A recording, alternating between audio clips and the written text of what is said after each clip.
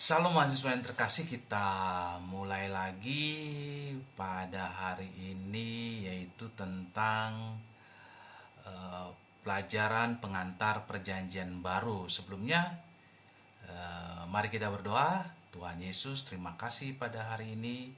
Kami mau belajar lagi secara sederhana pengantar perjanjian baru dalam kitab Kisah Para Rasul. Tuhan berkati kami, dalam nama Tuhan Yesus kami berdoa. Amin.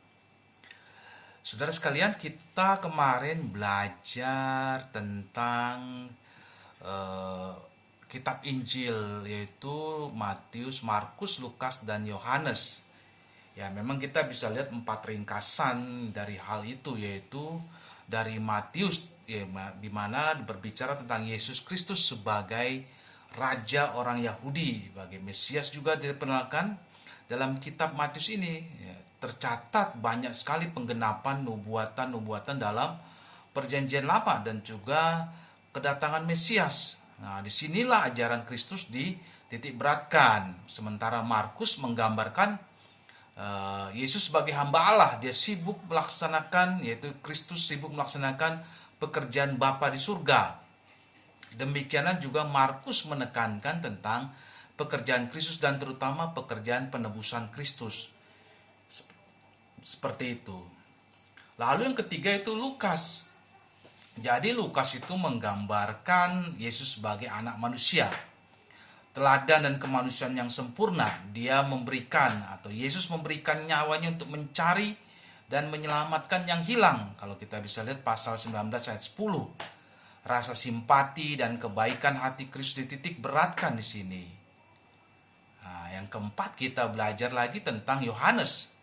Menampilkan Yohanes sebagai putra Allah. Ya.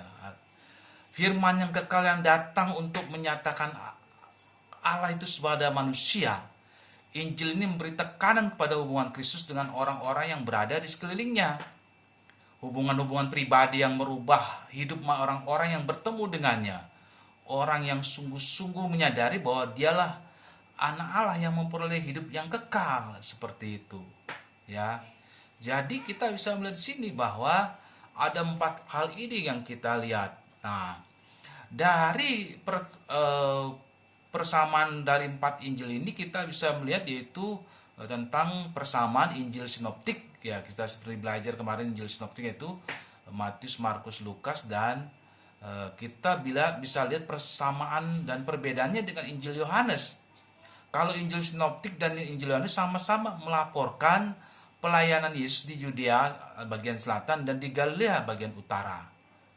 Injil sinoptik dan Injil Yohanes sama-sama melaporkan fakta-fakta yang terjadi dalam kehidupan Yesus secara lebih terperinci.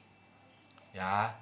Lalu perbedaannya di mana? Perbedaannya dalam materi. Injil sinoptik lebih bersifat historis, sedangkan Yohanes lebih bersifat historis filosofis. Nah, itu keistimewaannya.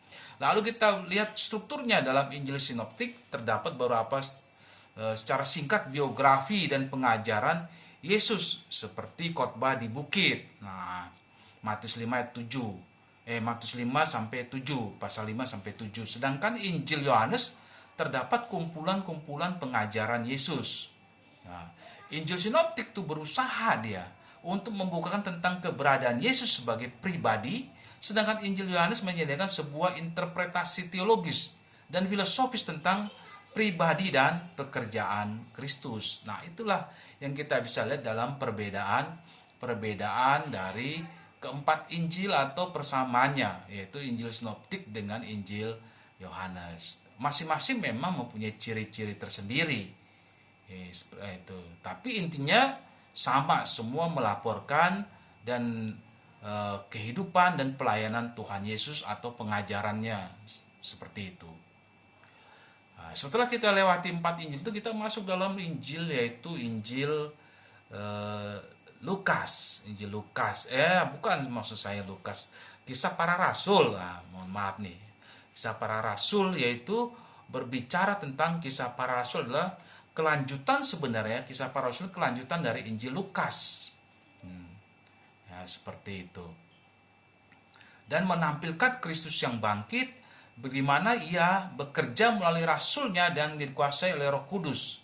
Disinilah permulaan gereja, tubuh Kristus, dan peneluasannya ke seluruh dunia, penjuru dunia. Jadi tema dari sejarah gereja yang pertama ini, memang temanya Kisah Para Rasul adalah penyebaran Injil yang penuh keberhasilan melalui kuasa Roh. Maksudnya kuasa Roh Kudus di sini. Penulisnya siapa? Penulis sama seperti penulis kitab Injil Lukas. Nah, seperti itu. Bagaimana dengan kelanjutannya? Kita masuk dalam session yang kedua.